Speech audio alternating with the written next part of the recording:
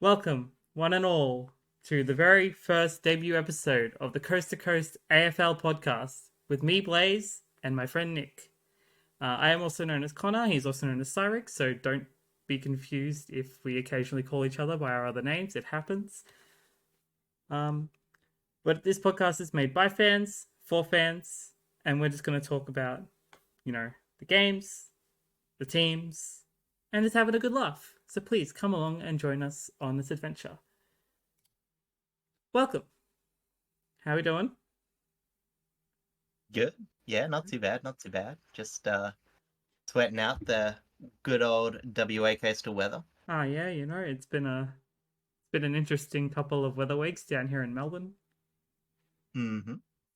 We had a massive storm that took out power in like half the state, it felt like.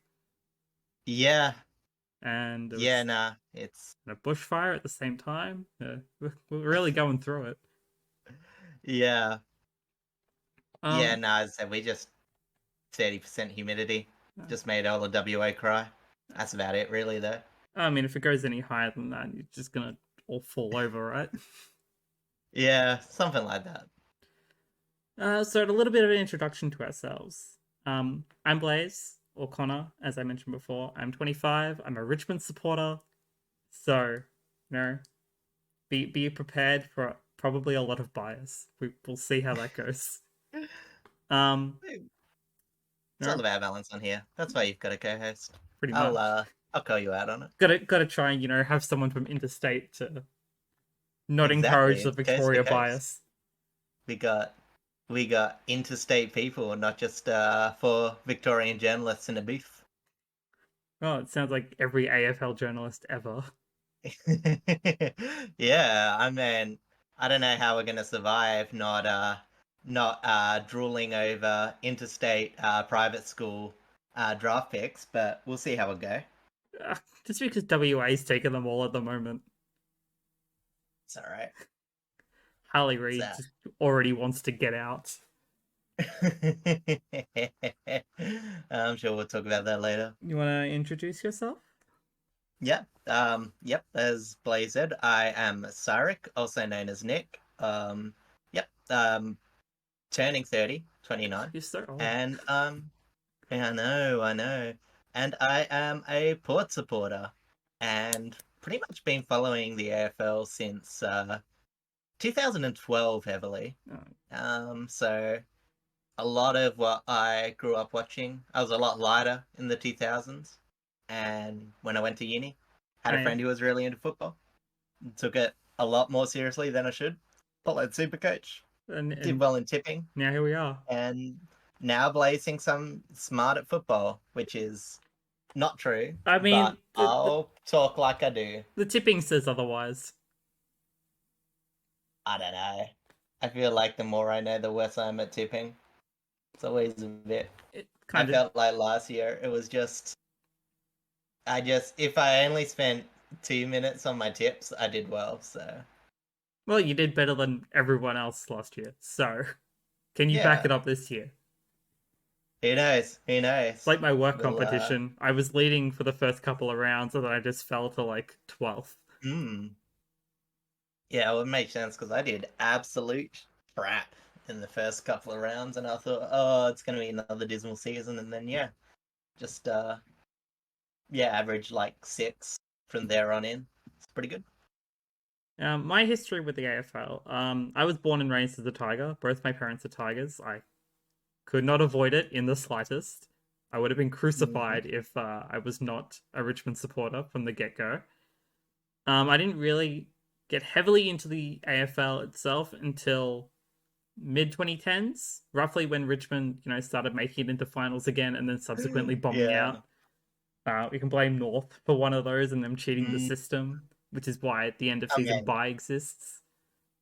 I mean, I'll say Essendon cheating the system, sending that powerhouse 9th Carlton into the finals. Oh yeah, like they made much of a difference. And then obviously, our downfall in 2016 and the rejuvenation in 2017 onwards. And this season is looking to shape up pretty interestingly so far. Mm-hmm.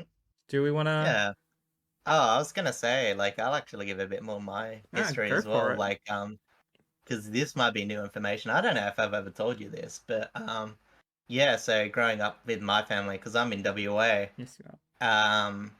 yeah, my dad is a Fremantle supporter. He was one of the West Coast supporters that switched when they came into the competition. And me, us being our family, neither my brother or myself wanted to support what my dad supported.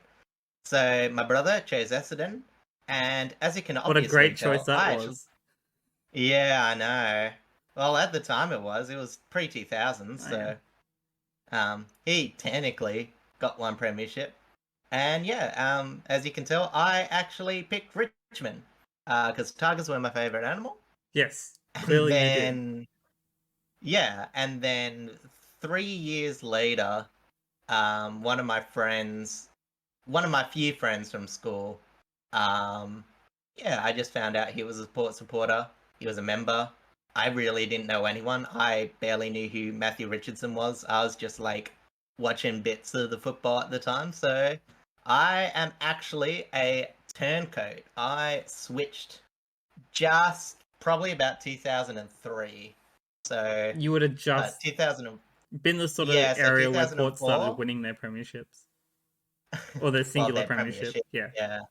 Um, yeah, the second one didn't go too well, Nah. but yeah. So yeah, but honestly, first time I heard Port were in the grand final was on the radio at the start. So as I said, I was not too keen on AFL at that time. Not really into sport, and yeah, just developed into a weirdy, nerdy obsession later. When Port were terrible, and I just wanted to know why. And from there on in, You got stuck got a with bit it. better.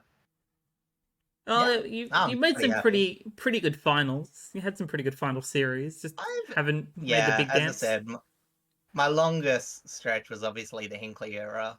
Like I was paying which attention is in the Primus currently, era, but that as I was check more. on my invisible watch, still going. Yes, yes. Um, well, I don't know. They're sharpening the knives as we speak every day. It gets closer and closer. But yes, no, the I used to remember watching on the AFL website, because we wouldn't get that many port games, the little dots, and it would say possession, Jasper Pittard, backline, line forward, opposition mark, rebound back into goal, and just watching the AFL that way. And it was pretty yeah, it was pretty old fashioned, but again, once there was like, Those were the times. yeah, well, I didn't have Fox back in the day, but now I've got access to more AFL, and I've just gone in way too deep. That's that's just how it is. Yeah, that's how it is. Speaking of the AFL, we have some practice games to go over. Do Yes. you want to start us off with an interstate match? Sure. The only match that I actually watched, was of course the West Coast and Fremantle game. The Played Derby. at Derby. It wasn't They much of got a derby, derbies in but the preseason. I refuse to believe that. Yeah, I've never been big on the preseason. Um, but there's always some interesting things you can put out of it. And the main thing was West Coast. Unfortunately, they did have more possession than some of their games last year, and there was a few bright sparks. Not Ivan Maric. That's a bit of a throwback. he's still working for us. Ah, yeah. Ryan Maric, the forward for West Coast, plays third tall. Oh, yeah. Yeah, he had a pretty solid game. Bailey Williams, BJ Williams played pretty well as the ruck, and as the Harley report goes, he got pretty much outbodied. They put him on the tough assignment. Had Fife on him at times. Had Oh, Brayshaw on him yeah, at that's times, rough. and yeah, no, it's definitely outbodied early. The main thing is wasn't quite getting the possessions off at times, but as I said, The interesting thing is, if he's not AFL speed at the moment, he'll have a lot of spotlight on him. But I wouldn't read too much into it. It'll be like 3 or 4 games probably until his generational talent shines. You know, he might be in and out of matches, but Oh, he'll yeah. definitely have some bright spots He's no Harry in the Sheezel. season. No, I don't think it's gonna. I mean, I wouldn't be surprised if he didn't win Rising Star. I always feel like there's some pick out of nowhere that just, you know, picks it up. I'm still Um, annoyed that Josh Gibcus in the 2022 season did not get a Rising Star nomination despite playing majority of the season. yeah, well, it'd be like that. It was a pretty stacked year last year. I will say that. No, this was 2022, which was even more stacked. Yeah. Because he didn't play. I Josh don't- Gibcus didn't play any of last season because he did his ACL. Oh, that's right. Yeah. No, it's but yeah, as I said, so but it'll be interesting because as I said, like I feel like draft coming into the AFL and even reserves, like it's so intangible or hard to measure how a player will adjust just because AFL teams are so good at taking options away from players these days. Mm-hmm. Like you've got a ball for a fraction of the second, you get rid of it, or you're gone. And in the waffle, in the under 18s, you're a bigger body among similar bodied people. You've got more time to do the best option every time, and some players, take a bit of while to learn that the best option just doesn't always happen, and sometimes you just need a rinky-dink handball, like Nick Dacos, just finding targets wherever, Just comes out of whenever they nowhere. appear. Exactly, one of the best hands. And yeah, so again, I won't worry too much about Harley Reid. It will be interesting to see how he adjusts in the first few seasons. First few matches. Obviously up I mean, a against few Port, seasons are which probably also a good indicator. probably true too. That yeah, and as again, they'll face Port in round one, which should be an uphill battle for them. But as I said, in the preseason match, scored a fair few. Oh, both scored a fair few on the scoreboard. It just all went on the behinds tally. But Fremantle had a very class midfield. They were pretty great at finding space. Brayshaw was fantastic. Fife looked hyped up. I wouldn't buy too much into that. He is injury prone after Unfortunately, all. he's injury prone and he does not take care of his body. He will go into harder contests and again, probably, I would say Fife. If I was Fremantle, I would at least consider either just playing him in the home games or at least limiting some of his away games because it's still got a lot to offer. But Pull the old Buddy you know, Franklin tactic. yeah, well, like someone who will probably mention, as I said, when you get to a certain age and you've just grown up as a hard nut, you can't really train that part out of you. It's just how you play the game. But as I said, the flip side of that, as I said, you're more prone to injuries. And yeah, we'll talk about the Brayshaw concussion. And as I said, he was someone who would always go hard at the contest, even with the helmet. Probably gave him a false sense of security because he still went just as hard at it. Yeah, that's true.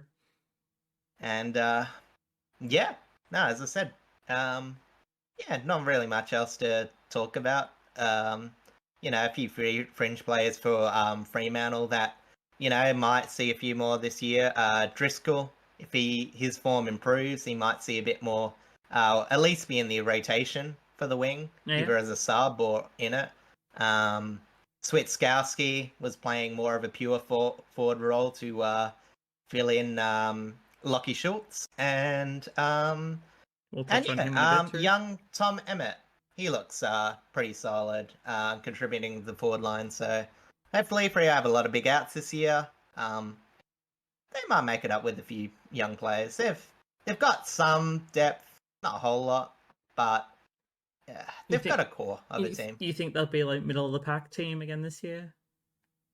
I still think a bit lower ladder. I don't think they showed enough last year, and to then lose players is just a bit hard to see me think they're rising. Yeah, they did lose a lot of oh, their strong midfield forward line. yeah, and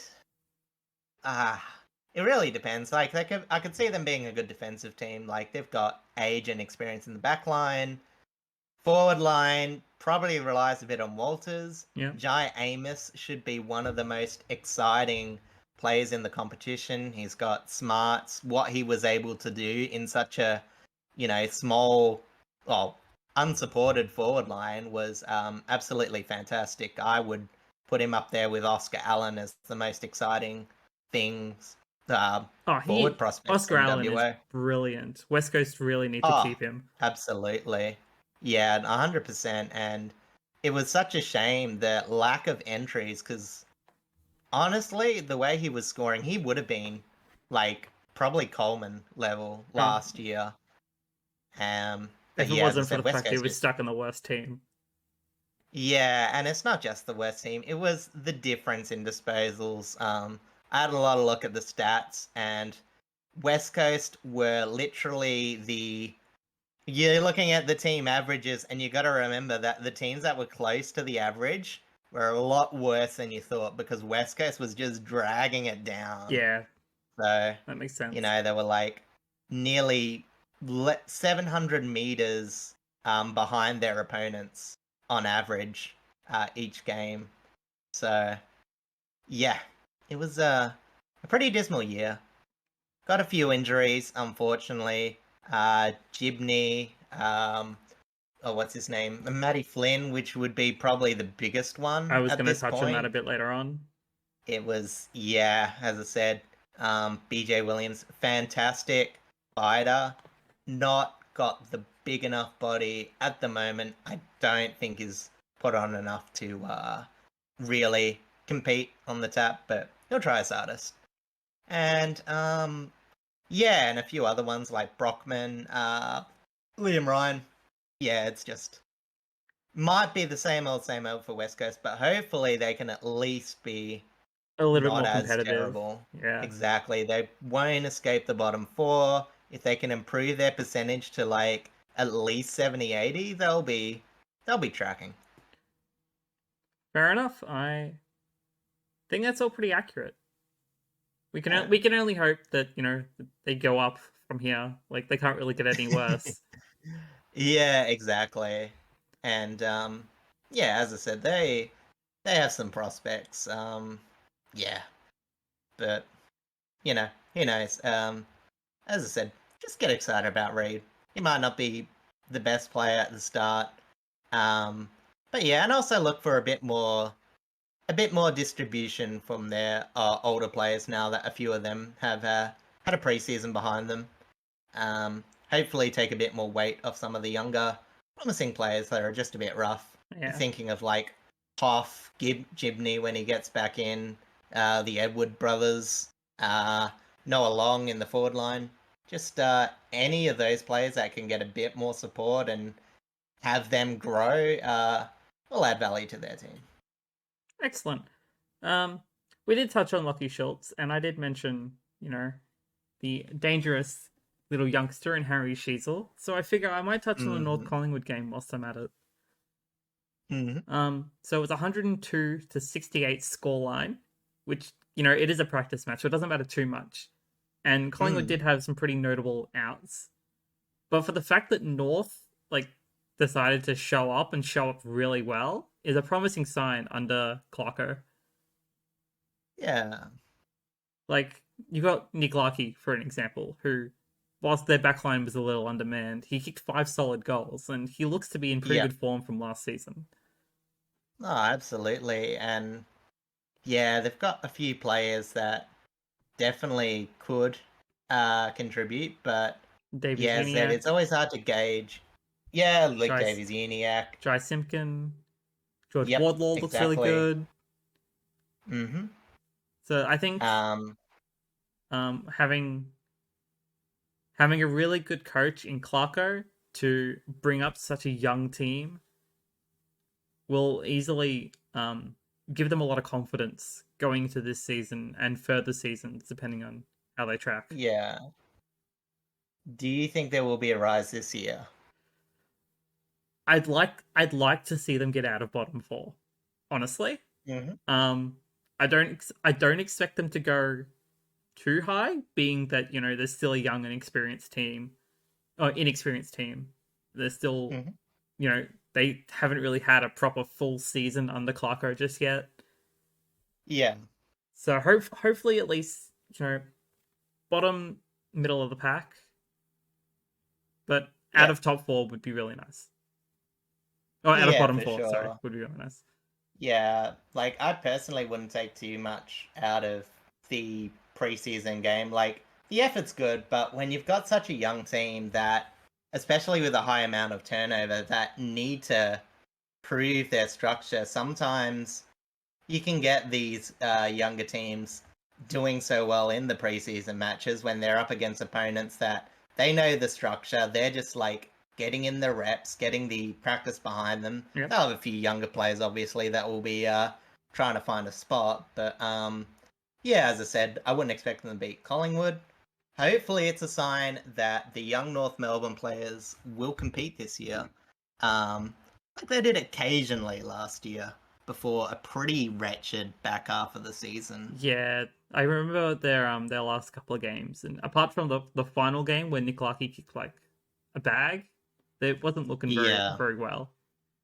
Honestly, like they were similar to West Coast in a way. Like the comparisons were pretty dismal in terms of the amount of, near 100 score beltings, losses over 40 points. The only difference is I don't Yeah, think North had a massive injury list. I think they were just really rough around the edges.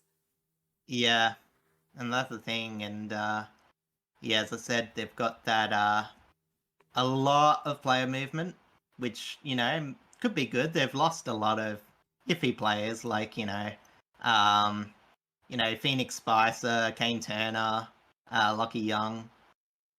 Old players that you wouldn't really, you know, they would have probably proved themselves by now if they were going to be players. So it's a chance to again try and figure out that core that you're going to be working on to support again players like Davies Eniac, da, da, da, da, da. Who are you looking I for? forgot his name. Zerha, Oh yeah, yep.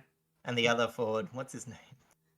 Like Uh, Lucky and well, not just yeah, Lucky, Lucky. but like Sorry. there is more Yeah, forwards in there. He's just the best yeah, example. yeah. And obviously, they got some long people they found. Was it Eddie Ford? Yep. Kicked a few big games last year. It was pretty good. And yeah, just build on that, similar like West Coast. I don't really need to touch too much on to the reigning premiers in Collingwood. They, despite obviously practice match, so they're missing a lot of players. A lot of their veteran players only played, I think, half a game, but for the most part, they Yeah. still looked really good. Um, some of the younger players like Finn McRae and Reef McKines are looking to start in the opening round against Sydney, I think it is. I think so. And then Jaden Stevenson always looks like a dangerous forward, especially when he has his other forwards around him. Mason Cox will also be a big help in that. So I've got to correct you. They're facing the Giants in That's Sydney. Right. That's right. I knew it was in Sydney. I couldn't remember which team it was. Yeah. And then of course, the mention of Lockie Schultz going over to the Pies in the off season. Yeah. High defensive pressures going through the middle. High defensive pressure and distribution. He is honestly so good with his Collingwood hands. so good with his hands, so efficient. Like you see him when he uses the ball, he just knows the possession that's going to generate a score. And Freo will miss that. As I said, Swiskowski's sort of a similar type player when he goes up there, but Yep. Collingwood absolutely got a player there that should, really help their chances to go back to back. All right. Shall we swap over to another interstate team? Who do you want to look at? Oh, sure. Like, I obviously didn't watch it, but the Port Adelaide and Adelaide match, the fake showdown, The fake showdown ended in a draw. That That is pretty impressive, actually. Yeah. But I mean, how I much think were the absences notable as to whether that would have changed the outcome, though? nah, I don't really but we're playing most of their players. I think Crows are playing a good selection of their players, but yeah, as I said, it's just more yeah, it was pretty free flowing. But both teams uncontested when they are allowed to set their game plan up, they're pretty solid. Like that's not really the draw with either Port or Adelaide. Yeah, Like true. both high octane offenses, but as I said, it's getting set up against other high pressure teams, which again they'll only really find out in the main season. And obviously, the other big thing to come out of that game was yeah, young Sam Powell Pepper, not so young anymore. No, not so young anymore. um, yeah, I Going know. straight It's to the tribunal. May as well straight mention to it the now since we're on tribunal it. for yeah, a pretty big hit on Mark Keane, um, who I think, although concussed, is still on track if he gets selected for round one. Um, not sure if he will, but um, yeah, as I said, thankfully he turned out relatively okay. You never want to take it for granted. Any hit to the head that you don't need, um, obviously, is yeah, not that great. But yeah, it's just one of the more frustrating things about Sam Powell Pepper, and I think it's just at this time you got to accept that about his game is just he's so reactive. You know, he'll kick first, ask questions later, and Yeah, he's yeah, the as I said, blood. type of player that doesn't I think don't. much. Yeah, I don't think there's much malice. People say he's dirty, but honestly, he's niggly. He doesn't actually go to the tribunal all that much. And yeah, this was just honestly a dumb decision. It deserves to get 3 weeks. The AFL should set the standard here. They're looking to. Um, and yeah, honestly, in the light of all this, I think 3 weeks. They may even give him 4. I think 3 weeks is probably the fairer Well, outcome. 3 weeks But is a minimum if as I he's on said, a tribunal, so yeah, well, yeah, it's basically players are just got to know you don't set yourself up for situations like this. And, even as I said, what we talked about before, the Maynard incident didn't get any weeks famously. That unfortunately ended Brayshaw's career. yeah, Again, it was hard, like, technically a football act, but it was just so late, and the option to jump into the air so recklessly now is probably going to see as the reckless part of that action and not whether it's a football move, so to speak. If you recklessly go to where, you've got to have some responsibility for your own body, absolutely. and that's just the bottom line these days. And as I said, it's for player welfare. You hate to see a player rubbed out for it, but way more you hate to see a career end by concussions. Hopefully, it'll mean less concussions overall, and yeah, we Can't. can see more of the players play uninterrupted and injury free. Yep, I agree with that, and hopefully in the future we will get so many more teams that are so much more competitive against each other, like West Coast for an example. Yeah, exactly. um, Um, Next on the agenda, I might actually jump up to the Melbourne Richmond game. oh, Show a little bit of my bias for a bit. yes. So we looked really good. We had a lot of notable absences. So like we didn't have Nank. Still don't have Lynch. We still didn't have Grimes. Didn't have Prestia. There was still, and we're still kind of learning to play without Jack and without Koch, and Mm-hmm. the strength of the original midfield forward line. But from what I saw of our game, because unfortunately I couldn't watch it, we looked really, really good. Got good notes on our ruck stocks, which I'm very happy with, despite the loss of Ivan Soldo. because he went to Port. Yeah, yummy. So Sam Naismith, former Swan, sorry, looks really really good. Young boy Yeah. Samson Ryan, my personal goat. I'm a big fan of Samson Ryan. Yeah. He's really coming into his own, and I think this year might be a good breakout year for him, Yeah. especially if he's going to be rotating with Naismith as the second ruck alongside Nankervis. Mm. Um, now I've got to talk about the other goat, Mr. Dustin Martin himself. Still as strong as ever. Most reports have Yeah. said that he's pretty much in the same sort of form he has been in, like, over our premiership run, which, considering his Yeah. age, is really really good. We just gotta hope that he stays fit and stays consistent. Mm-hmm. Our forward line actually looks really re-energized, even with Lynch not out there, because we've moved Noah Bolter forward. And we He got played a few games forward last year, didn't he? yeah, he's primarily our swingman because he can play forward, he can play Yeah. back, and he can play rock because he's tall. Yeah. Always useful to have one or two players like that. Yeah, Even though often maligned, I love Justin Westhoff for years. That versatility to just put him anywhere in a pinch. I mentioned for the Doggies Hawthorn game that Sam Darcy could be Bulldogs' new swingman because during their practice match they played him all over the ground and he still looked really good.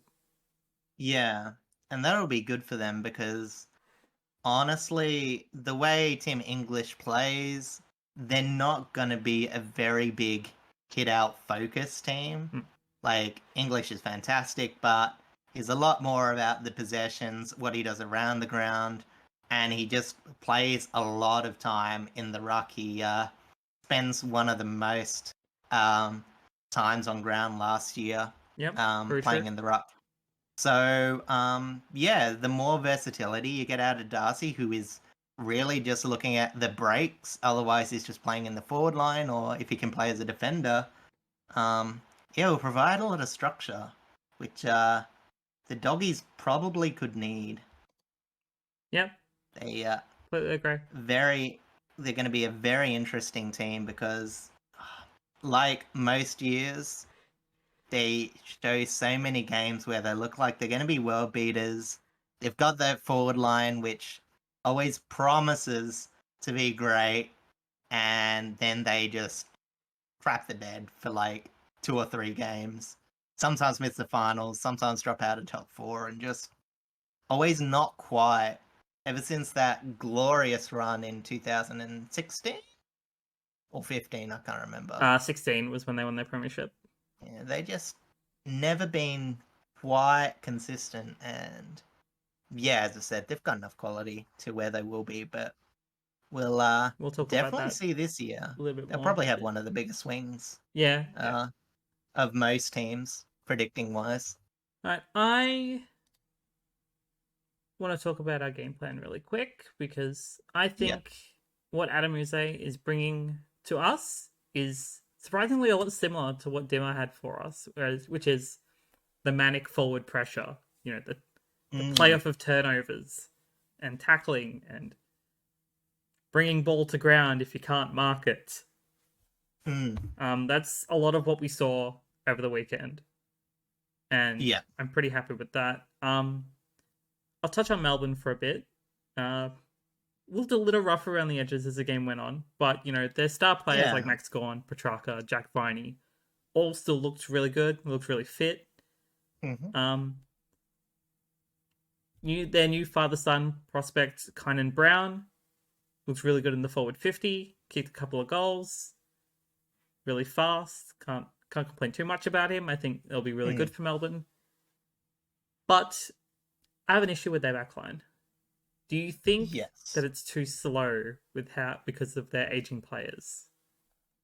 Yeah, honestly, it's one of those things that I don't think you can always predict when it's going to happen. Like, you've seen a few teams that have been a bit like that. Port obviously did go through a period in, I think it was like 2017, where a lot of quality players, that formed a good defense just got found out because they were so slow. But it really depends on what happens in their midfield because they're a very good clearance team. Yep. Yeah. And what that means is if you can limit the turnovers, you can actually deal with being a bit slow. They still had one of the best defenses last year in the competition, Mm-hmm. and honestly, I don't see it being terrible. I could see it being worse, and it's really one of those things that, you know, with the changes, well, not so much changes. Obviously, they've lost Brayshaw. Yeah. They've lost James Jordan in the rotation, who went to Sydney, who, in hindsight, might have been good. We've also a few question marks. I don't think it's something to worry about yet, but We'll touch on how yeah, stacked Sydney's getting in a bit. the whole not Petrarca. Petrarca's fine. It's lovely. Oliver is not having a good time of it. No, he isn't. And the bad news about Joel Smith, a quality team like Melbourne, they've won a premiership, they've got a bit of cohesion. It shouldn't affect them, but geez, they'll be so happy they're playing the first match of the round. Like they'll just want to go back to football. Yeah. Like as I said, I don't think it will make them terrible this year, but it is very close to home, and it would be fairly reasonable if a few players were a bit distracted, especially Oliver, and a few other players that may have been a bit close or somewhat related that we don't know about. Hopefully, nothing more comes out. There's always an issue with Stephen May. You can't hard to dodge that one. Yeah, well, as I said, that's a tiny bit different. I don't think he was texting Joel Smith, but obviously the big incident last year was it last year or the year before with I don't Jake know. Melksham? Jake Melksham was the year before and last year. I feel for him the Yeah, most because he's a really good player. exactly. He's just been unlucky. Exactly. And he's provided a lot for Melbourne. Like the premiership year, just value as a forward. He was pretty just a mid recruit from Essendon, you know. He said they were fine getting rid of him and he offers a lot above value. And yeah, as I said, but Sam May, obviously, it's hard because he gets so much defensively, and he'll get those moments where he'll chuck a tantrum, he'll look very uncomposed, but I think it's just at the end of the day, the value he provides, it's just not. I don't think it's going to be as huge an issue, Well, but I mean, if his game gets affected, it could see it going very south, you know? and especially with his You don't want him age, in his own head. like Yeah, he's exactly. 32. Like, he's coming into his Yeah. twilight years. It's kind of make or break for him as to whether he's gonna.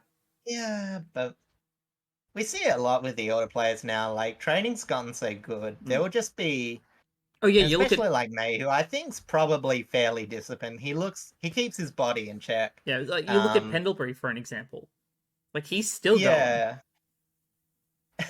Unfortunately, Pendlebury's extended his years because he's so goddamn hard to tackle him. You know what I mean? It's just like how many tackles is avoided is probably added. Like, I'll tell you what, when he's 60 years old and still And walking still on his playing. bones, yeah, probably he'll thank his basketball skill, candy selling, whatever you want to put it. It's just good instinct. And it's those small movements that really catch players off guard and just get them to bite, get them to commit to what is basically it's uncanny. One of the best abilities in football. Yeah, I agree. He's easily, well, in terms of the modern age player, he's easily one of the greatest. No doubt about it. As much Yeah, as for sure. as much as I hate him being at Collingwood. Honestly, it's tough.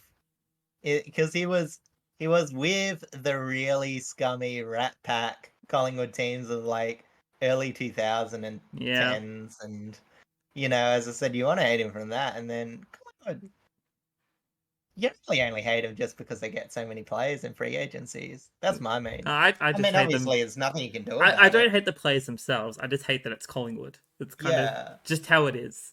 And it's like, I hate the father son, the fact that they were just able to get Nick Dacos And Josh and. Dacos.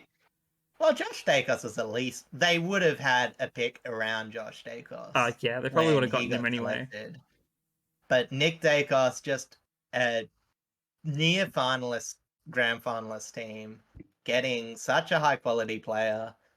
Yeah, I always think there's a bit of tweaking. I just really think that maybe they can get, I would get rid of it altogether. Like, honestly, with the way player movement is, and it will always be player focused until the AFL gives them a lot more money than they're playing players now. Like, Yeah. they always have to get the right, and I think you just gotta let the system work itself, I think it's just, you gotta say, hey, look, we're gonna take you. If you go back home after 3 years, that's on us. But we want to invest in you, and we're going to use a high round draft back to do it. Yep. And as I said, some players would just take more local talent that they can secure. And, as I said, obviously Collingwood wouldn't get Nick Dacos, so he would be a player that you would have to imagine would go first 10 picks, even if he said, I'm going home right after this, you would still pick him. Oh yeah, for sure, for sure. But I want to quickly touch on Carlton v Geelong whilst we're at okay. it. Um, unlucky outcome to Cam Guthrie, who injured himself on the very first kick of the game. Yes. It doesn't look too bad according to reports, but you'll probably end up missing probably at least a game, maybe. I don't think he's playing this week in the practice match, but we'll see. Their new young key forward, Shannon Neal, impressed. He's really good at taking air marks, really good at climbing the packs, and will learn well under Hawkins and Cameron as they enter their twilight years. But I think that's something Geelong fans can look forward to. And you've got the legend of Brian Myers. He looks better like than Messi. their most dangerous player by far. Oh, honestly, yeah, he's always been a bit, because he looks scrappy, but he is pretty efficient for. He's just not the prettiest player ever, but honestly, when you've got still got quality forward line, you got Hawkins still producing, you got Jeremy Cameron, it's yeah, you don't need to be the cleaner sometimes. Sometimes it's really just about the pressure you put in, the opportunities you give to other players. Yeah. Just as much as what you get yourself. Then you've got Tanner Bruhn, Jack Burrows, and Max Holmes all look really good in their positions. Yeah, pretty much. They'll all be looking to break into the side. Obviously, I think Max Holmes is going to be a starting 22 by far. He looked really good off halfback. Oh, Max Holmes will, yeah. As I said, it's the other two that admittedly had a bit of teething problem. Jack Bowes, obviously. Yeah, I mean, it's why Gold Coast got rid of him. Unfortunately, it was just never quite worth the contract that he was on. Typical Gold Coast list management, but hopefully Demo will sort him into shape. Well, as I said, that will probably take a few years, in my opinion. Oh yeah, no, it'll take a while. But it's one of those things where it's just so hard to be so mediocre at list management for such a long time. It makes it where they should be in a position. They've got enough quality players, but just getting there. Yeah, as I said, it's thin. They've got holes in the list, especially in the defense. Yep. Yeah, as I said, they'll get some structure. They should build on, but yeah, as I said, I won't get too sidetracked, but yeah, as I said, list management. But back to Geelong, they're going to be a bit of an interesting team. Not a bad team percentage wise. Had some quality wins. Do you think they'll manage to break back into the top 8? It's so tough because the lists say that they should still be rebuilding. They're still old, but there's no doubt about that. It's very top heavy. Like a lot of the players that will see games this year, they'll still have a lot of under 50s to put into the side, but yeah, like they could. It'll take it'll take other teams who I think are a bit above them in terms of where their list is at to disappoint Yeah. for me to expect them. But they've got the caliber and obviously the tradition. Uh, you never doubt a good culture club, but they definitely deserve to be a bit behind some of the other clubs that we'll probably talk about. Yeah, there Like was another Carlton, for game an example. again. Carlton's going to be interesting Because that could too. go either way. I didn't write down much Yeah, on Carlton, but I feel like they're going to kind of carry a similar trend to how they carried last season. Is they're just going to keep trying to push above their weight. yeah, and that's the thing is like they still of all the teams that rose up, Carlton, and by that I mean Sydney, Carlton, and Adelaide, GWS. GWS as well. Yeah, I'm talking about teams that made it got into better the at the yeah. back half of the Okay, yeah, season. I got Yeah. you. I got you. So of all them, Carlton were probably the least overall impressive, but they got the job done. They've got that potent forward line who they'll build on. Like they'll get a few small forwards. Obviously, the most exciting one's Jesse Motlop. Yep. But as I said, it's all about the contribution from players like Matt Owies, Matt Cottrell, stuff like that, just to consistently generate a bit more score. When Conroe and McKay get their handful. Yep. And McKay should hopefully have a bit of a better year this year, but on the flip side, because they did so well, they got up to 5th, they have a fairly tough draw. Yeah. And as I said, they've never been the most impressive regular season team for quite a while now. So I can nigh as I said, guarantee that they will probably beat us round one purely because we have a 5-day break. yeah. I think they will. Like, they should be pushing the 8, but if I would not raise an eyebrow if Carlton miss the 8. I don't think they're premiership favourites. No, not by far. I they could sneak 4th, but I doubt it. I'd still have a lot of other teams that I think are more likely. I put them at like maybe a 30% chance to reach the top 4, but as I said, that's being a bit generous because everything's a bit unknown at this point.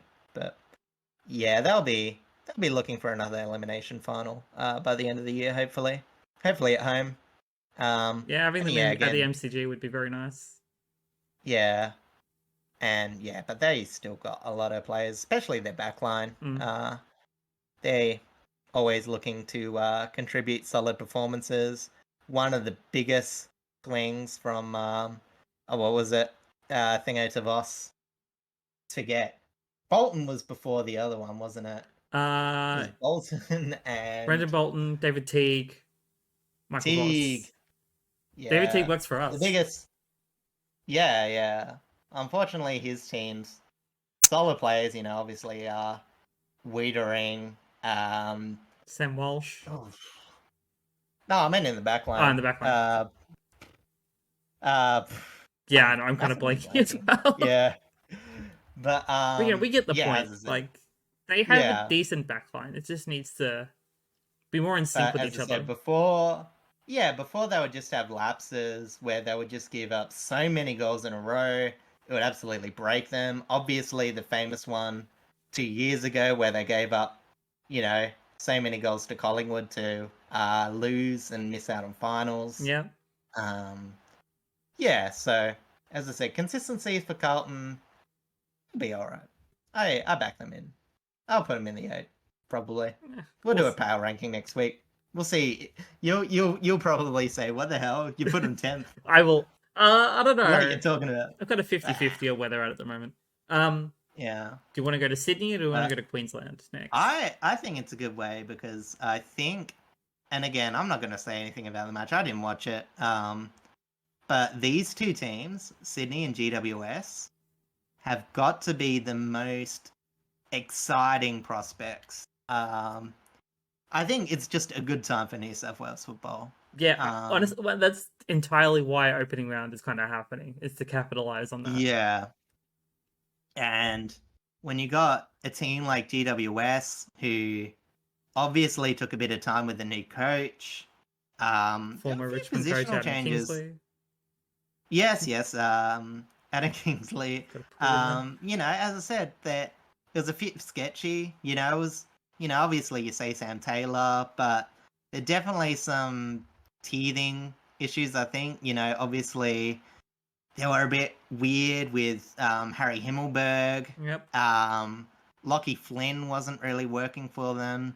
Then small things happen, like they have Kieran Briggs, who had a fantastic year. As I said, Himmelberg plays a utility. Sam Taylor comes back in, and just a few young players just turn into like really big guns. And it's not even just players like Green, who obviously had a fantastic back after the year. Which but one, Tom or players Tony? like Or Toby?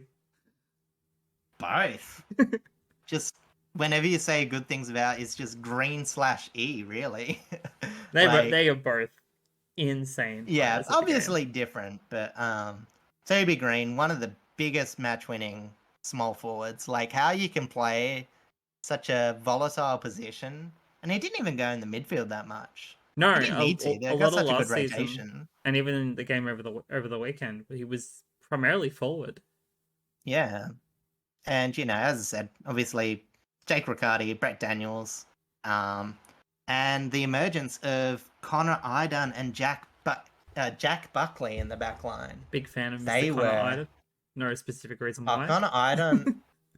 I think, and it's not an exact comparison, because obviously they're two different players, but they're players that when they improve, they're not going to be superstars. Mm. But like Collingwood and Quaynor, I think those sort of player improvements win you premierships. Because Quaynor, again, is a bit different. He's more of a distributor, but it was a bit of a bowl burner. Sometimes got a bit lost on his player, but he tightens it up so much. And then what happens is you got players like Darcy Moore and even Billy Frampton. As I said, not the most skilled player ever, but when he was playing back, when your defense is tight, he just plays the least man spoil. And it's all about role players nowadays. You don't have to be that star player. Especially when you're a defender, as I said, all the prerequisite is to like kick 10 goals in a season as a forward, and then it's like all of a sudden you're a defender. It's great. New lease on life. Just sometimes that's just how it works. It's like pretty much. Daniel Rioli, great example. Premiership forward, sure. now in the back line. He's doing the Bashahuli role. Very talented distributor.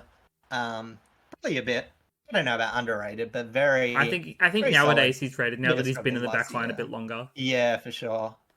And as I said, you got players like Lekalia, Toby Bedford, Ryan Angwin, all looking to push in. They had a few players retire.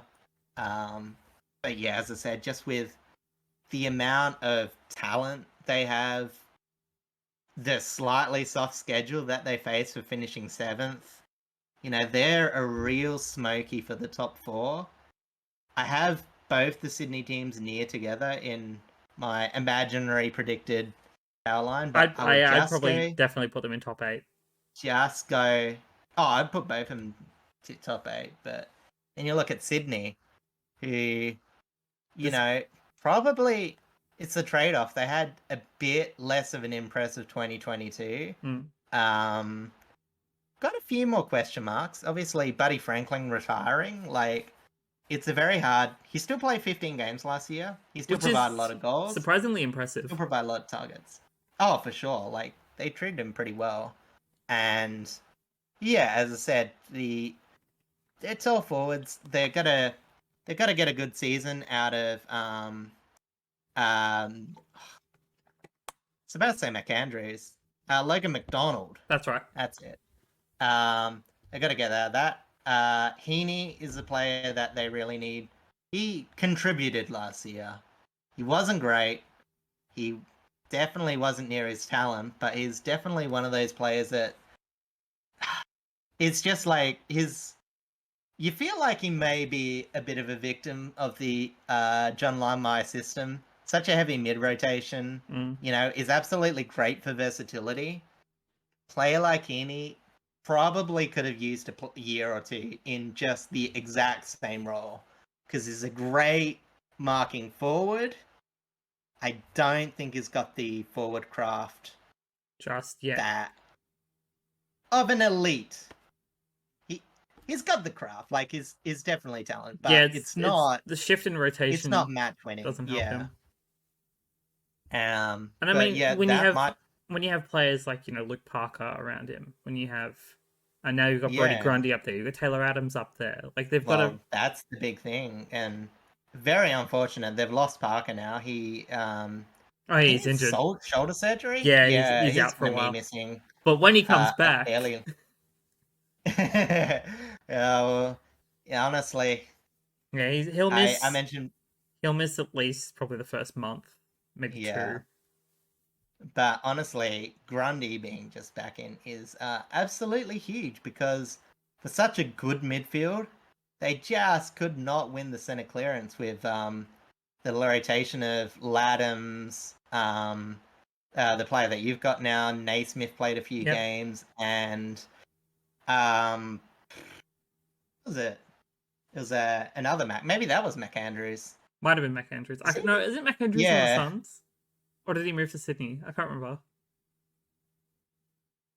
Yeah, it's McAndrews. Okay. You know, he's a depth player. Like, you can't put too much on him, but the fact that he was required to play a role and there wasn't that many, as I said, when it just wasn't that great in the Ruck campaign, you would think that should be a direct translation into, more stable midfield unit with a lot of quality players, a lot of swapping players. Obviously, you've got what probably will be, maybe not. It's hard to tell. Probably Dacos is like the Brownlow favorite, but Goulden, why would he not be? If you're in, yeah, So like him or Lockie Neal yet again. Yeah, well, or Bontempelli. Usual top 3 suspects. Yeah, I feel so bad. Bontempelli should have a Brownlow, but yeah, I agree. Again, if I'm gonna say Heaney, like in the Longmire system, Bont in the Beveridge system is just so sad, because the sad thing is he's a good enough player to where it makes sense. Yeah. Like, you're struggling up forward. You've got a lot of iffy players like Waitman, and Norton. You know, a lot of quality, but tend to be very hit or miss. And they're like, oh, we need to spark up forward. We'll put Bont in there. And, you know, as I said, like, he can do it. He's up there with Petrarca. Like, he just wins games, and it's off his own boot. He takes the ball from the midfield to the goals, and he kicks the goal himself. Yeah, no, I completely agree. Amazing, but when they're doing crap, and there's like 10 minutes a game where Bont just can't be Bont, it's just, yeah. It's definitely like knocked him down from a few free game votes to like 2 or 1. Well, speaking of the Dogs, you mind if I transition to it? Yeah, go for it. Go for it. Sorry. They had a pretty interesting game against the Hawks.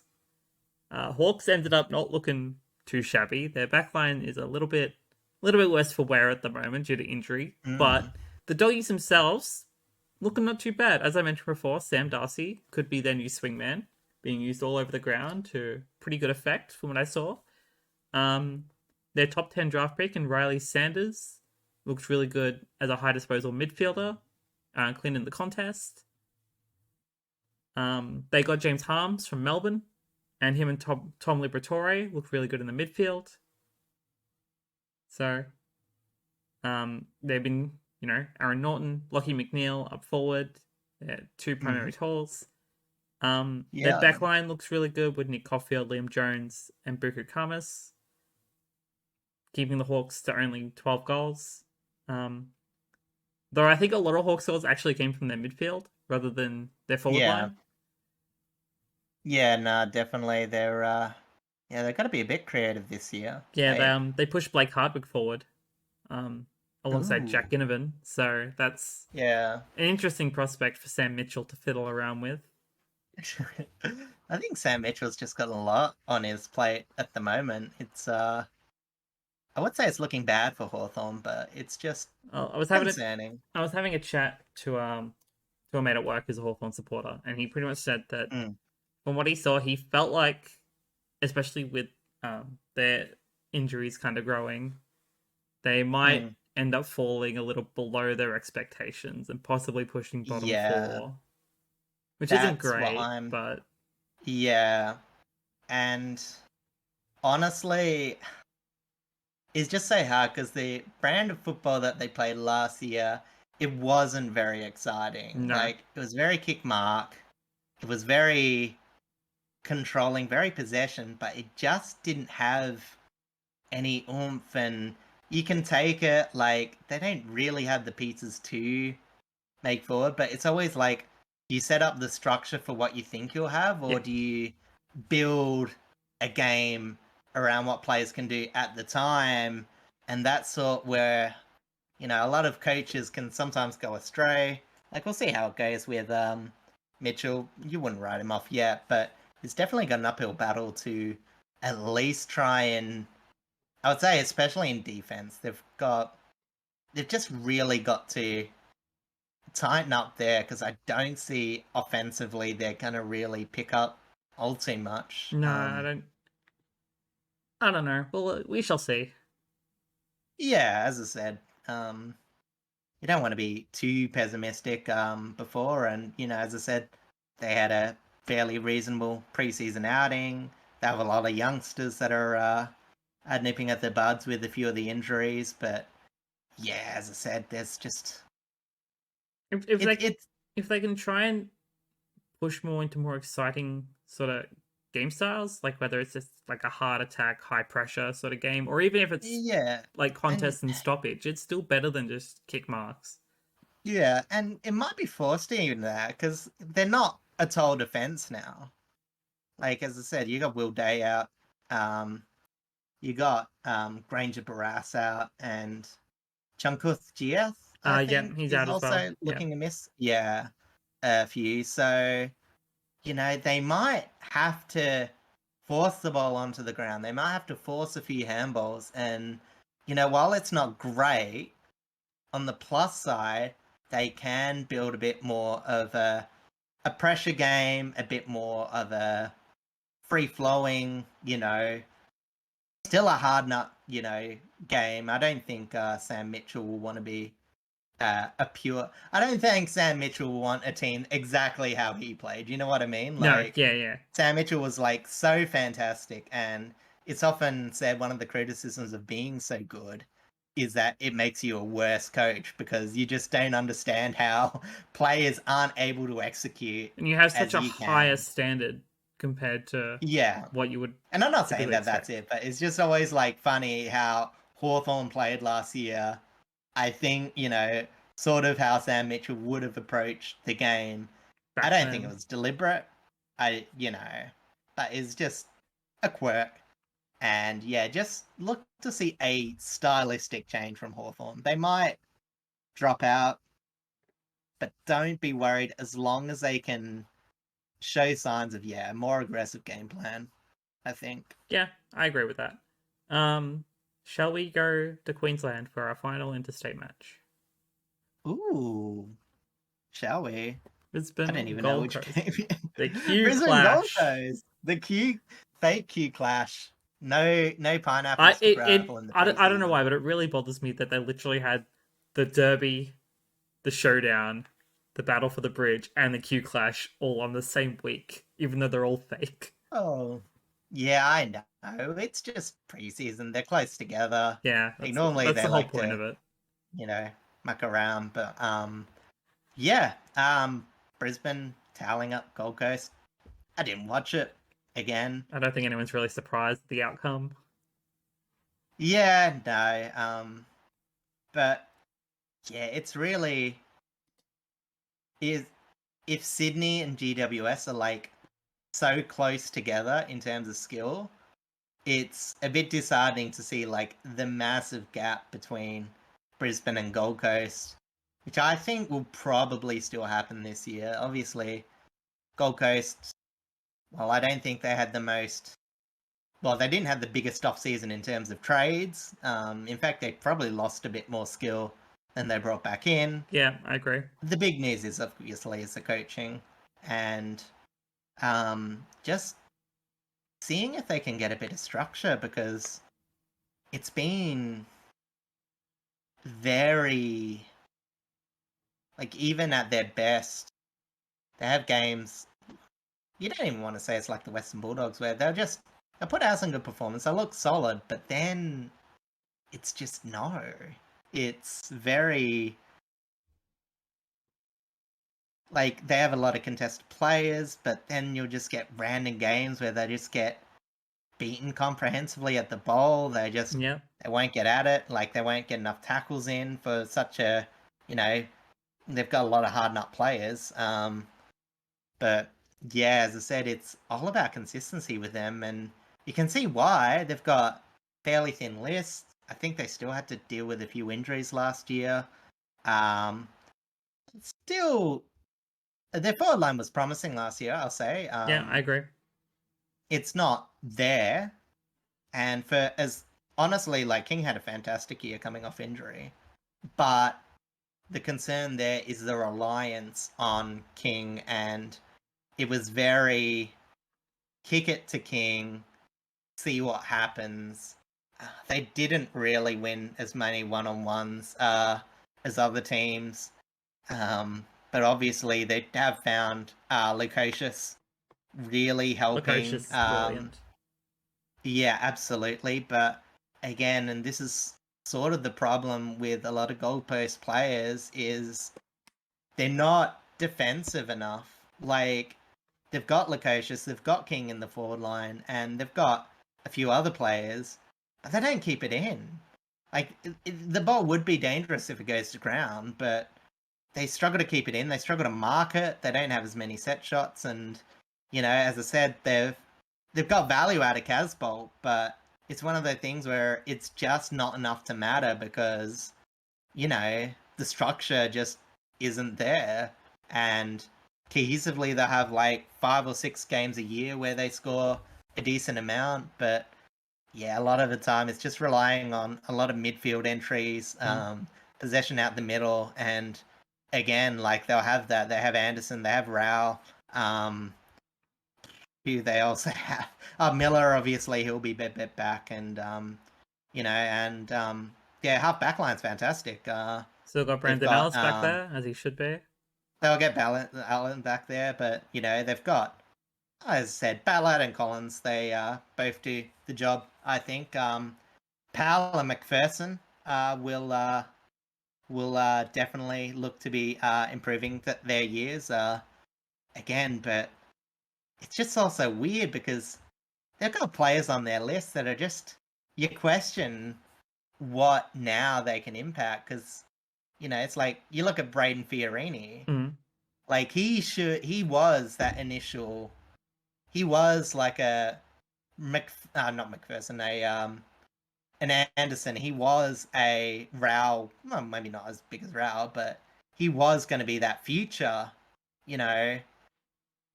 and Lions, you know what I mean, is like, he obviously left, but another player that they just couldn't find any consistency of.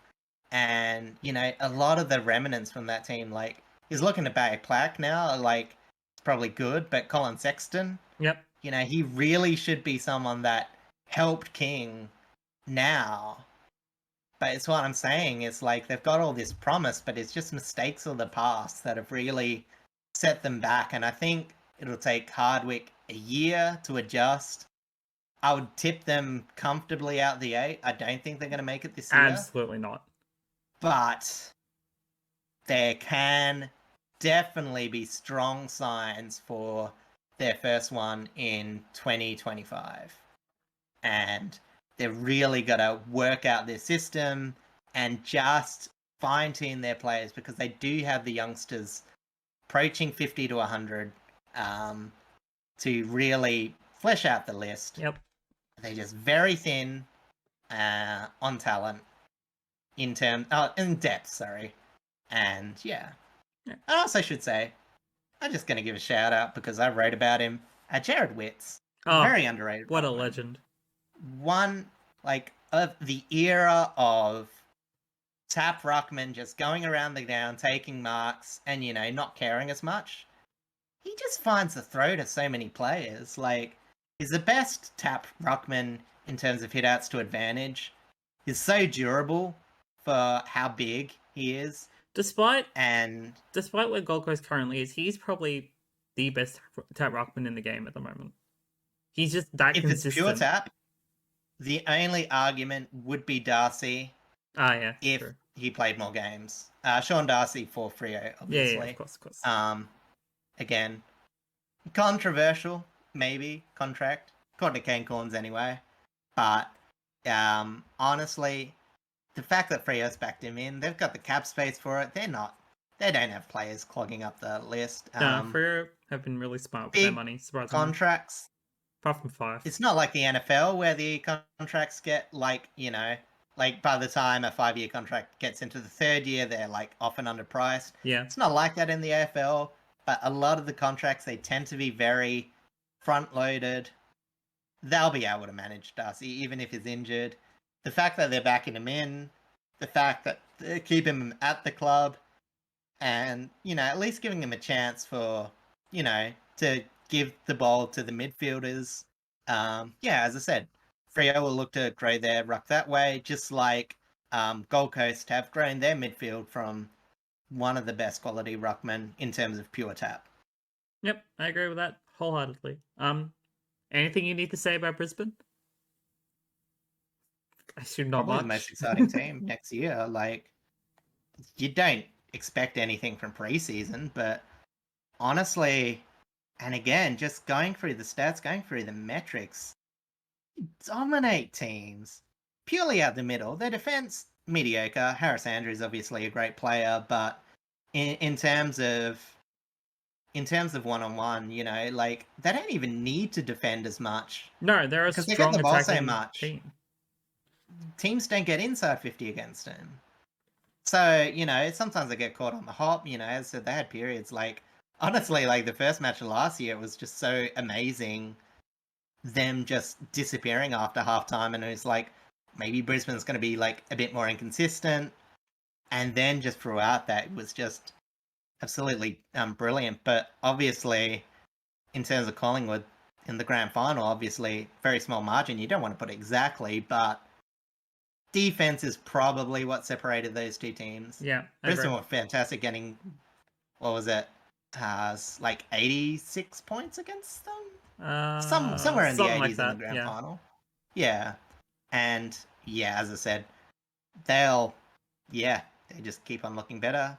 DD, they've picked up, as I said, big team, you're not expecting too much list management, especially in a state, but, that'll be handy, because Richard retired and they lost a bit of depth in the back line, but, as I said, I think they have enough midfield players that are able to rotate back that should be able to cover a lot of their gaps. Yeah, exactly. I mean, it's honestly hard to tell because, as I said, they were so dominant, and they got such, even, player like Kai Lolman, Kitty Coleman, as I said, they just got... Their attack is their defense, basically. Yeah. You know what I mean? And it's similar to how Richmond used to play, is use your forward pressure as a defensive pressure. It's a midfield pressure, though. Because they're not a huge intercept team. No, but it's more about the turnovers and the tackles. Yeah. But, as I said, I mean, even in the center, teams against them, they've got the biggest differential in center clearances versus opposition. Yeah. No one can get the ball against them. And when you don't have the ball in hand, there's only so much you can do as an opposition, you know what I mean? So, the thing about Brisbane that you're excited about is they're almost in charge of their own fate. Obviously, last year, with a few other teams, the big three would be Pros, Power, and Brisbane, all teams that probably could have scored a bit more than they did just from accuracy. Yeah. if any of those teams can kick a few more, obviously I think Port's got a few different problems than Adelaide and Brisbane, but they are two teams that are very similar in terms of play style. No, I completely agree. And yeah, as I said, it'll be interesting to see if any of those three teams can convert a bit more. I would put them at the top.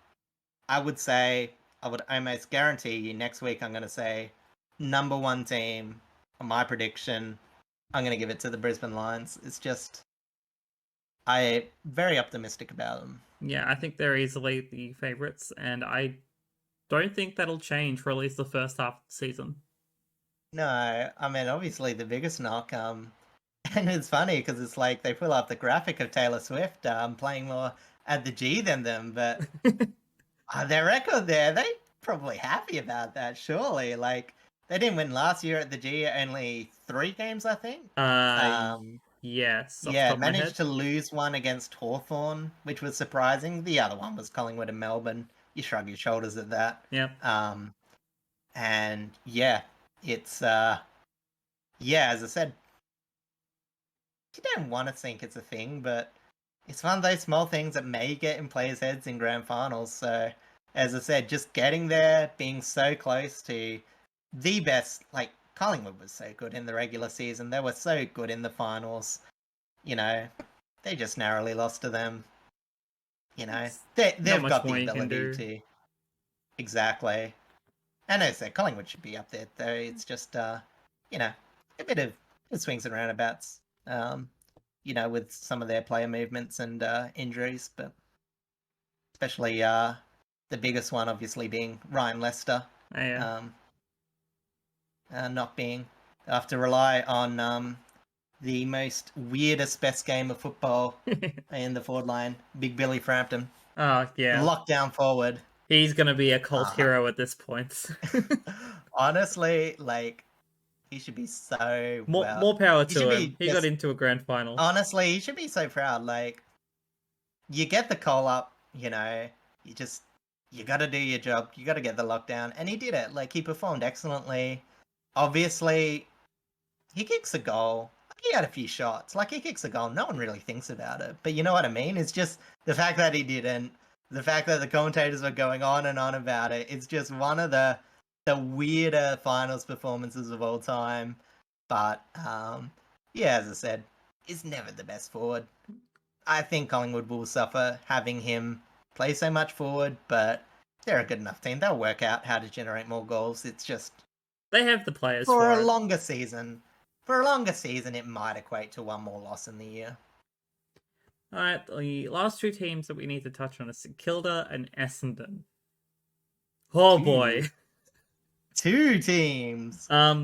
It was a 60... No, yes, math is correct. 66 point domination against Essendon. St Kilda looked clean from the highlights that I saw. Their defense, incredibly solid, kept the Dons to only 5 goals out of 15 scoring shots.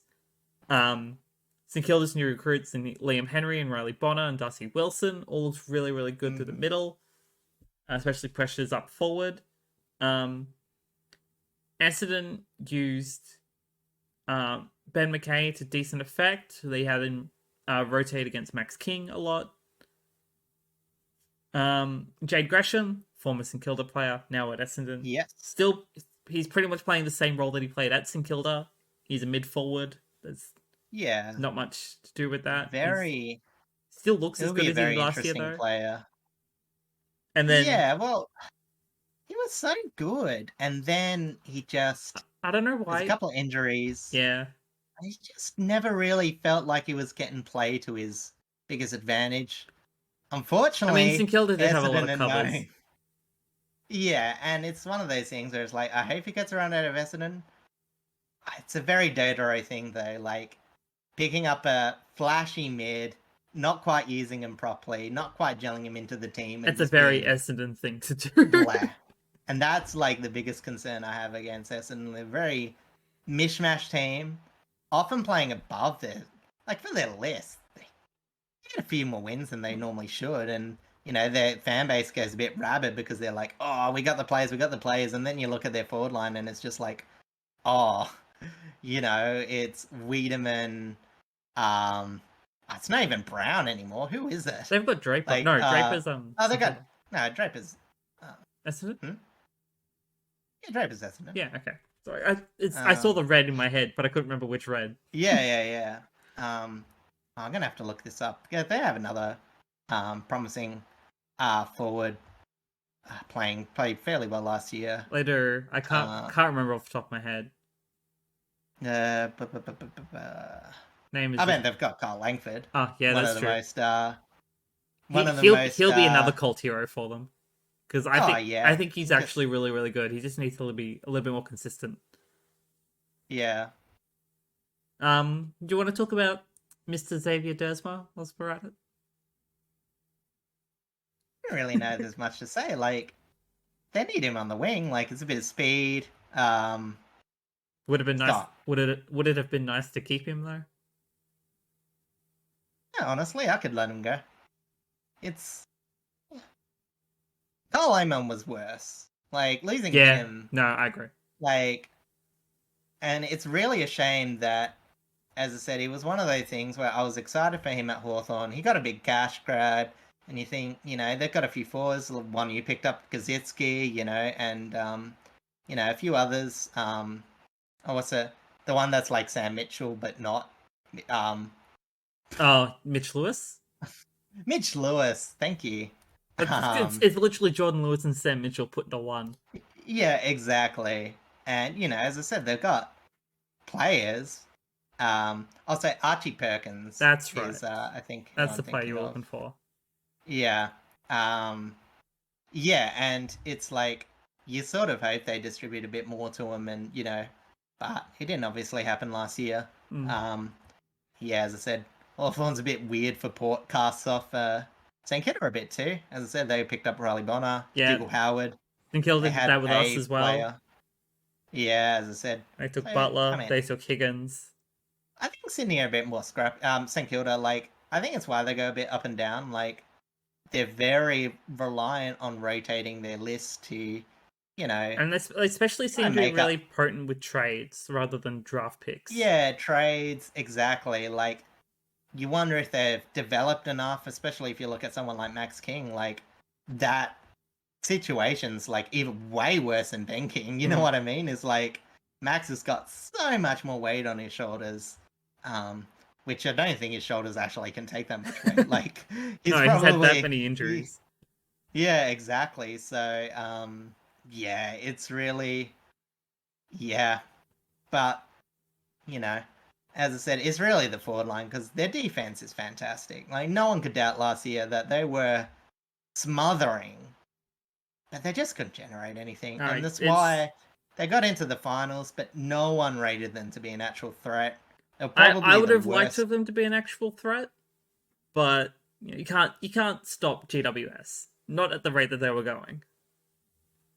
No, and as I said, I think even at the time, like, that wasn't an upset. Like, that was pretty expected. Like, St Kilda didn't drop as much as the year before that, where they started off really strong. They won, like, 6... Well, they started both teams, like, 6-0 one year. Was that this year? That might have been last season, actually, yeah. The last season, and they were, like, 6-1 this year. Started on House on Fire, and then just... Yeah, as I said, injuries and the forward line, it's just... I could see them dropping out the 8, but... yeah. You expect Essendon to be bottom 4? Or... Bottom 4? Nah. As I said, they find ways. Like... And there's always, like, talk about their leadership and all that, but... As I said, if you look at the flip side, it's sort of like... Obviously different, but when North were in their prime, and they had, like, no A-grade players... But they were still making prelim finals and all that, And I said, it's like that weird expectation where you look at the list and you think, it's not that great. But they're still performing. Yeah, you can still make something out of it. And, as I said, like, we didn't mention it, but Peter Wright had a okay year last year. Got all 2 meter Peter. But you can build Yeah, team to beat. You can build around him. You can build around Archie Perkins. Like a lot of players approaching 100 that you should, you know, really build around. You know, Guelphy, Ridley Hind. Yep. You know, obviously bring Ben McKay in for their backline, but And they've still got their bigger players yeah. like Darcy Parish and Oh, for sure. Darcy Parish. Yeah, exactly. But you know, well, I guess let's wait and see. Yeah, it's. I wouldn't say it's not optimistic. It's not pessimistic. It's just reality. Essendon. It's kind of the You simplest know, way to put it. Yeah, I think, yeah, as I said, it's a bit like St Kilda. I think list building has put them in a weird position. Um, Obviously, it's a bit different to Gold Coast, who were like flat out bad, but you know, Essendon was still making moves, tinkering around with their list constantly, and it's just like it's not cohesive. That's the big thing about it. They're not cohesive. And Agreed. yeah, as I said, it'll take a year before we realize Essendon are good. Like it'll hit us. They'll have a rise. I think they've got the list that's okay for it, but yeah. It's gonna take a bit. They might have a slow start to the season. That's what I'll predict. Slow start to the season. And then maybe a late push. Yeah, it could be. They'll be like hovering. I'll take it. They'll be like the statistically a chance for finals team, you know, where you're just waiting for them to go from like 1% chance for finals to 0. Yeah. Well, that's all 18 teams done and dusted. Yeah. I did want to touch on the mid-season draft and the mid-season trade period, but I think we might save that for next week. Yes. I think getting through all these teams it's been pretty good. We hope what news? we've been well represented with our opinion. Was there any other news that we needed to touch? We touched on Brayshaw retiring. Luke Brayshaw Parker retiring, getting injured. Melbourne, Luke Parker. Pel Pepper being sent to the tribunal. Matt Flynn out 10 to 12 weeks. We did touch a little bit on that, but that's an insane loss for West Coast. I mean, I don't know if we should talk about it, but it might be interesting. Taron Thomas? Obviously. Oh, do we already want to touch that? There's not much to say about Taron Thomas, No. you know? That's just sort of you got to let nature take its course there. I'm glad he's out of the league. It's a waste of talent, but, you know, as I said, there's other wasted talents in the AFL that didn't do what he allegedly did and is pretty, you know. So we might just leave that one there then. Yeah. I was going to say, being a Port supporter, I didn't really mention it, but Ken Hinkley, is he going to be around by the end of the year? Well, wasn't his contract extension for 2 years? Yeah. That doesn't mean much anymore. That's true. Well, yeah, that's actually very true, considering what the Gold Coast Suns literally just did. You won't, yeah, exactly. At the end of the year, you definitely cut off a coach. Fun year. It's what was it? St Kilda were paying 3 coaches at one time with Rats and yeah, they were. I've forgotten his name. It's not Andrews. He used to be a Port support player. He was a very good assistant too. I can't help you on this one. Oh, it's all good. But yeah, as I said, and we talk a bit more about it next week. What defines a good coach? You know, as I said, how fair is it to judge coaches on premiership when, you know, it can be so fickle getting there and all that. But I hate to bring it. Well, I don't hate to bring it back up because it's Richmond, but that's kind of what Adam Ruse's approach with us is. He's not looking at the 3 premierships we won. He's talking about the 3 years that we lost, being 2021 to last year.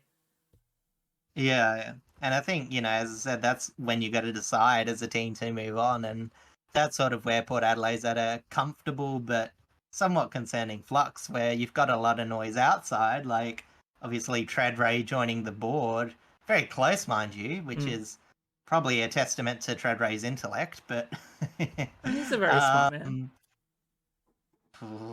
Have you might not have any great opinions. What I've heard, I would put him as just your normal talkback pundit. So I like a don't Kane really rate Corns him, type but of person. Corns has good opinions. He's just so unsavory. You know what I mean? It's like you listen to him, and it's like surely there's like aspects. Like obviously he probably enjoys the game, but like surely there's like things No one about likes hearing him talk. journalism that you can enjoy. Like surely there's bits about teams that bring a smile to your face that aren't just sport. It's just like Maybe. how can you be so bitter? It's just ah. But anyway, as I said, so the Trotero thing, just snuffed off a player, a board member that was part of the pretty bad Tarps era for Port. Not really inspiring much confidence there, but you have to fill a void with someone. Yep. But it does mean there's going to be a lot of internal talk. It's going Yeah. to be weird, but We'll see I how guess it we'll talk goes. about it a bit more next week. All right. One more thing that I want to touch on before we start winding things down is the team announcement for tomorrow night's game at Icon Park. Collingwood v Richmond at Carlton's home ground, 6:40 p.m. Australian Eastern Daylight Time. As I have brought up the team list here, for a good note, this is the inaugural charity shield match where fundraising efforts go towards Food Bank, a really good charity cause. But for the most part, all teams are pretty much nearly at full strength. You can't It's complain too definitely, much. yeah, because obviously some simulation games is more, as we're sort of talking about it a bit, like some teams, the good teams, they know their structure. They don't have to go all out because they just, is drilled in. They'll have like one or two players they're adding for like the good part of 2022, but otherwise they're going to be the same. And Collingwood's in that boat. Mm-hmm. But obviously good for them to still got a mix of some good players that might play. Obviously Reef McInnes, Bo McCreary, Harvey Harrison, Ash Johnson, all talent. Looking to maybe push 22. John Noble is one of those players that might be a bit I in believe and that out. John Noble should be back in their 22. I think he's like a really high prospect. He is, but it's one of those players that are hard to judge. I don't mind his bowl use, but he's one of those players where it wouldn't surprise me if, defensively there's like one or two things missing. Obviously hard to judge because we don't see the top of the ground, but Yeah. I always like to think that you got to trust the coaches a bit with those sort of selections, especially if they're a successful coach. Like I'm not gonna knock all Craig McRae after a premiership. Oh, But, absolutely. Well, considering what he did for Richmond, I wouldn't knock him over. Yeah. So yeah, and obviously for Richmond, a bit of a different team, but we're still missing obviously a couple important players, like your Tom Lynch, your Nane Curvis. Nick Voston is out, which will be a little bit of a hit for the backline. But I think getting the extra experience into our younger players as they rotate around will be really good for them. Yeah, exactly. And as I said, again, there's a bit of a similar boat. The few players like Tommy Dow. Yeah, I love him so much. Yeah. He's definitely a lot better than he was at Carlton, but he's still got a previous spot in the 22. I'm pretty sure he wasn't ever at Carlton. I think you're thinking of his brother Paddy Dow. Oh, of course, yeah. Who is currently still at Carlton. Yeah. No, it's was that last year his first year then? I think this is being fairly impressed. This is his third or fourth year, I'm pretty sure. Yeah. He's still a fairly younger player. Yeah, as I said, just that fringe player looking to make a spot, and yeah. Him and a player that is Jack Ross. There we go. Him and Jack Ross are two of our younger players that I think are really good up and comers. Yeah. It's definitely, and look, honestly, that back line, it wasn't as solid last year. But, well, we didn't have Gibcus last year, and he is currently our GOAT. Grimes, Young, Gibcus, Short, Broad, Rioli is definitely like a solid 22, solid backline to present. So, and then when we're at full strength, we have Vlosten rotating through there as well. Yeah, exactly. Like as down as Richmond were last year, they have a few quality players that they'll ingest into the mix and hopefully be a bit more cohesive, bit better, adjust with the new coach. Can't complain too much about what the list currently looks like. Yeah, exactly. It's not quite a rebuild. It's not quite premiership window, but it's definitely competitive. But it's at least possibly pushing top 8 still. Like, we're still in a fighting chance, but we're not in a premiership chance. Yeah, as I said, it's just hard because, as I said, there's just so many teams that look great. You know what I mean? It's just like, and they've got such pretty offenses, and you expect them to all be in there. But as I said, football has a weird way of making fools of us all. Like, Yeah. we'll just be like, why did we ever think GWS was a good team or Sydney or something like that? But as I said, that's what it's all about. It's about the talk in the preseason. It's about putting our money's worth, so we can laugh at about later in the season. Yeah, I agree with that. All right, so shall we run to town with a what are we up to? What have you been doing outside of starting this podcast? Honestly, most of this week was preparing for the podcast. Always like hard with the first podcast. You want to make sure you're brushed up. But Oh, yeah, for sure. no, other than that, just planning to go away next week. I'm off house sitting, and yeah? I will definitely, got a cute little cat that I'm gonna have to look after up in the northern suburbs of Perth. And yeah, as I said, just trying to work around things, trying to get a part-time job. But yeah, apart from that, not too much at all. What about you, Blaze? I'm slowly getting back into streaming. As you say, as we the our live screen podcast, the video format podcast can see. I have a Twitch link down there. I occasionally stream video games predominantly. Sometimes I do a Lego building stream. As you can see in the shelves behind me, I've got a bunch of stuff like that. Every Tuesday we do a sort of like a community game mode in Overwatch. And that's my commitment for tomorrow night, roughly 6:30 p.m. ish Victorian time. Translate that locally however you will. Otherwise it's just work. I'm out Wednesday night. I'm out Wednesday night as well. I'm going to see a double feature for the Dune movies because the sequel comes out this week, and I haven't seen the first. You're getting your popcorn cup? Probably not. I don't even know if that's even available here. I'll be honest with you. It's kind of terrifying. Bad. Yeah, it is. And then Thursday night, I have Blink-182. Which I'm looking forward to. Yeah. And I get to see Rise Against again live after I saw them live at the start of this month, so I'm very excited for that. Yeah. Honestly, it's funny because, my age profile is probably more for that concert, but as I said, they're... I've always been I don't know many of their songs, I will be honest with you, but I've always been interested in seeing them live, especially with Tom DeLonge back. Oh, they're fantastic hits band. And quite solid live too. They've still got a lot of energy. Especially Travis Barker is an absolutely insane drummer, insane cardio. And hopefully it should be fantastic. Yeah, I'm really, really looking forward to it. And then over the weekend it'll just be catching up on the games. I don't have much more else to do. Trying to provide some good content for you. Yeah. So I think that does it for us. Thank you so very much for coming to hang out, coming to listen, coming to watch. Yeah. Please feel free to follow all of our socials down below, especially the podcast ones. We will try and be active on those. Yep, and can't make any promises because I'm not good at it. Exactly.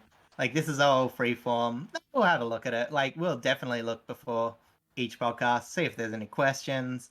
We're trying to answer them, even if it's a bit off the cuff, even if it's a bit off the top of your head. Yeah, we'll make a note of it and see if it comes up or not. And if there's anything we've said to misrepresent your favorite team, please leave a paragraph note in Instagram. And maybe we'll take a look at it. Maybe. If it's Collingwood, I'm not going to bother. I'll do the Collingwood stuff. I don't mind. We didn't talk too bad about him. You got to tolerate Yeah, them at some point. They're the reigning premiers, after all. you got to show the respect. But as I said, that's the excitement about 2024. You're hoping there's a new team, and you're hoping it's yours. And whether that's Richmond, whether that's Port, I whether don't that's someone think it'll like be us, Brisbane. but one can dream. Yeah, as a fan, you never rule yourself out at the Hey, start that's of the why I season. still tip Otherwise, them what's the every week, point? win or lose. Exactly. Gotta back them in. Exactly. But yeah, I think we're gonna wind this down here. Thank you very, very much for coming to listen to us and coming to watch, and hopefully we will see you all next week. Goodbye.